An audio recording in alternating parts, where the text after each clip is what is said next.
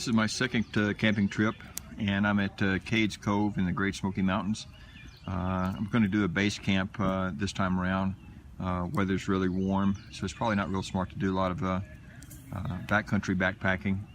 But I am going to do a hike tomorrow. I'm going to hike Abram's Falls.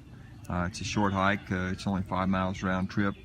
It's supposed to be a very spectacular waterfall. One of the best hikes in the Smoky Mountains, even though it's short.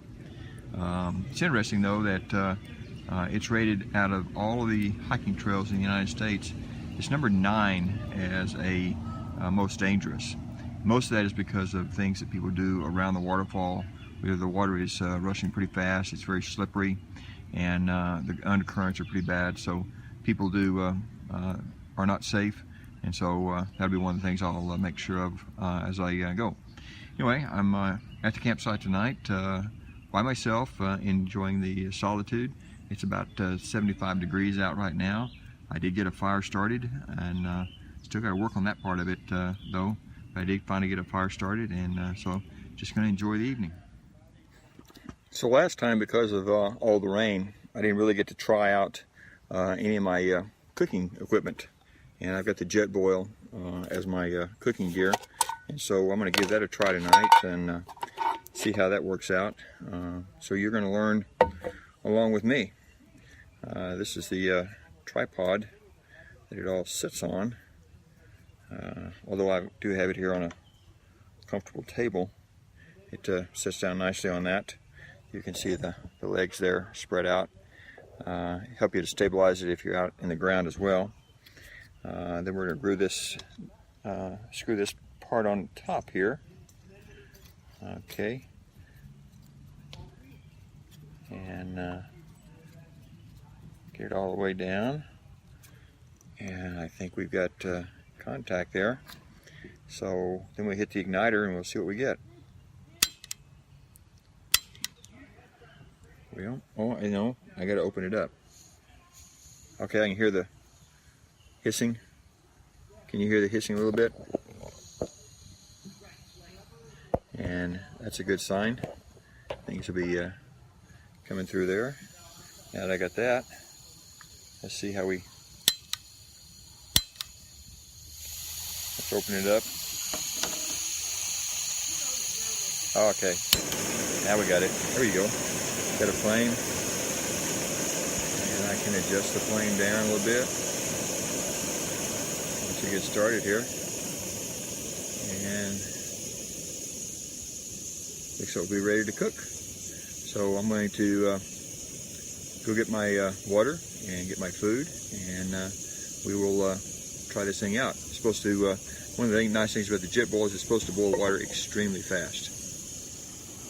Okay, we got the water boiling, and it's convenient inside the jet boiler there's an actual mark for 2 cups. And so with my dehydrated food, that'll be help to measure that out.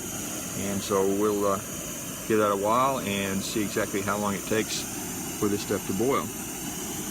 It looks like it's moving pretty fast in there, and I just turned it on. Well, it's only been a few minutes, and you can already see that there is steam starting to rise out of the jet boil, and so it shouldn't be that much longer.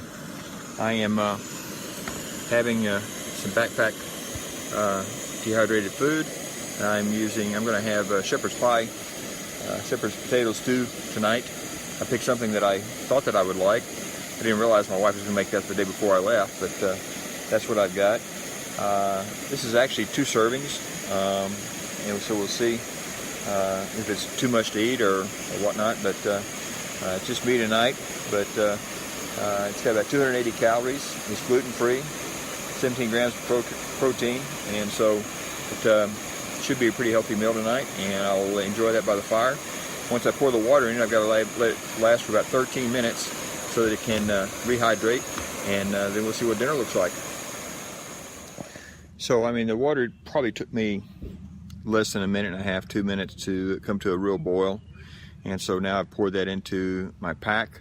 I've just gone ahead and using the pack it was in. That's also what I'll eat out of. Saves a little bit on space and everything. One thing I did find that you want to make sure of, you check inside. There's this oxygen absorber, and so I am assuming that I take that thing out. It does say do not eat, so I took this thing out. So if you open these things up, check for these little packets in there, because that could change the whole taste of your meal. Anyway, so I got this thing set for about 13 minutes, and then we'll see how dinner's going to taste. Oh, by the way, I do have backup crackers and Snickers and stuff like that, just in case this stuff is kind of bland. But anyway, we will hope for the best.